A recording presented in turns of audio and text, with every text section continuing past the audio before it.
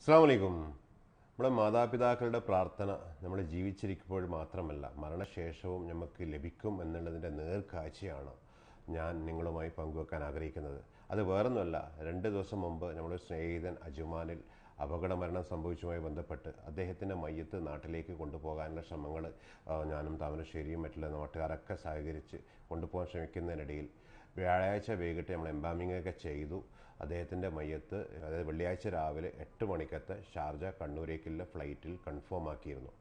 ഉച്ചക്ക് 1:30 മണിക്കാണ് അവിടെ ലാൻഡ് ചെയ്യുക എന്നുള്ളതല്ലായിരുന്നു കൺഫർമേഷൻ. ആ സമയത്താണ് അദ്ദേഹത്തിൻ്റെ മാതാവിൻ്റെ അഭ്യർത്ഥന നമ്മളടുത്ത് അദ്ദേഹത്തിൻ്റെ ബ്രദർ പങ്കുവെച്ചത്. വ്യാഴാഴ്ച വൈകിട്ട് തന്നെ മയ്യത്ത് നാട്ടിലേക്ക് എത്തിക്കാൻ പറ്റുമെങ്കിൽ വെള്ളിയാഴ്ച രാവിലെ ജുമാക്ക് മുമ്പെങ്കിലും മയ്യത്ത് കവറടക്കാൻ ആഗ്രഹമുണ്ട് എന്നുള്ളൊരു അഭ്യർത്ഥനയായിരുന്നു. പക്ഷെ നമുക്ക് വേറൊരു ഫ്ലൈറ്റ് ഇല്ല, കാരണം കൺഫർമേഷൻ കിട്ടുന്നിടത്തോണ്ട് തന്നെ നമ്മളത് സാധിക്കത്തില്ല എന്നുള്ളത് ഉറപ്പിച്ച് പറഞ്ഞ് നമ്മൾ പിരിഞ്ഞു. പക്ഷെ അത്ഭുതമെന്ന് പറയട്ടെ, ഒരു 8:30 മണിക്ക് വ്യാഴാഴ്ച 8:30 മണിക്ക് നമുക്കൊരു കോള് വരുന്നു കാർഗോ ഡിപ്പാർട്ട്മെൻറ്റിൽ നിന്നും. വെള്ളിയാഴ്ചത്തെ ഫ്ലൈറ്റ് ചിലപ്പോൾ ഡിലേ ആകും. ഇപ്പം ഏകദേശം 1 മണിക്കൂർ കഴിഞ്ഞാൽ ഒരു എയർ ഇന്ത്യ എക്സ്പ്രസിൻ്റെ ഫ്ലൈറ്റ് കോഴിക്കോടേക്ക് പോകുന്നുണ്ട്. അപ്പം കണ്ണൂരിൽ നിന്നും മയ്യത്ത് കോഴിക്കോടേക്കുള്ള ഫ്ലൈറ്റിലേക്ക് ഷിഫ്റ്റ് ചെയ്യാൻ അനുവാദമുണ്ടോ എന്ന് ചോദിച്ചു. നമ്മളത് അപ്രൂവൽ ചെയ്തു. ഇമ്മീഡിയറ്റ് എത്തുമല്ലോ, ആശ്വാസമല്ലേ എന്ന് കരുതി നമ്മൾ ആ ഫ്ലൈറ്റിന് കൺഫർമേഷൻ കൊടുത്തു.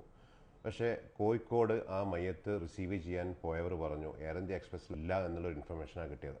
പക്ഷേ അവർ ചെക്ക് ചെയ്യുമ്പോൾ ആ പേര് കൊടുത്തപ്പോൾ പറഞ്ഞു ഈ മയ്യത്ത് എയർ അറേബ്യ ഫ്ലൈറ്റിൽ വരുന്നുണ്ട് എന്നുള്ള ഇൻഫർമേഷൻ കിട്ടിയതിൻ്റെ അടിസ്ഥാനത്തിൽ. അതിനുശേഷമാണ് അത്ഭുതപ്പെടുത്തിയത്.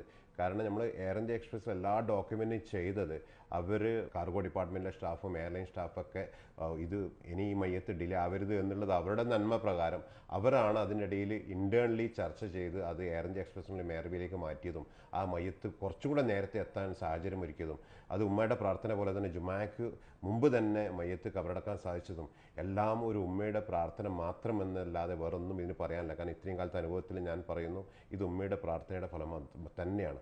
അതുകൊണ്ട് ഓരോരുത്തരും നമ്മൾ ഓർക്കുക, നമ്മളെ മാതാപിതാക്കളുടെ പ്രാർത്ഥനയിൽ നമുക്ക് എപ്പോഴും ഉന്നത സ്ഥാനമുണ്ടായിരിക്കണം. ഓരോരോ വ്യക്തികൾക്കും മാതാപിതാക്കളുടെ പ്രാർത്ഥനയിൽ ഇടം കിട്ടാനും അവരുടെ തൃപ്തിയിൽ ജീവിക്കാനും നമുക്ക് സാധിക്കട്ടെ.